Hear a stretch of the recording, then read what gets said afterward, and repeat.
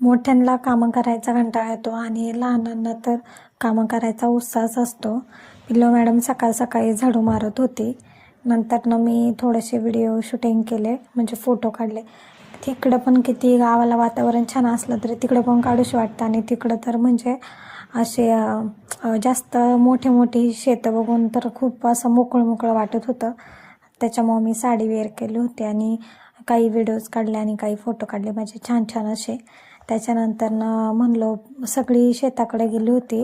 दीदीच्या इथं कुदळणी चालू होती, म्हणजे जास्त नाही कुदळायला लागत. त्यांच्या इकडची जमीन अशी मऊ आहे, तर नुसत्या रेषा वाढल्या तरी त्याच्यामध्ये बिया म्हणजे अशा लाईनीमध्ये टाकल्या तरी होतात. मग आम्ही बघत होतो. माऊ, पिल्लू, दीदीचे सासरे ते होते शेतामध्ये. मग आम्ही चेंज वगैरे केला आणि दीदी त्यांच्याकडे गेलो, तर तिला थोडीशी हेल्प केली. नंतरनं शेतातलं काम आवरलं, आम्ही जेवण वगैरे केलो आणि नंतरनं मग मानला गेलो दीदीच्या दुसऱ्या घरी. तर तिकडं गेलो, थोडा वेळ तिथे थांबलो.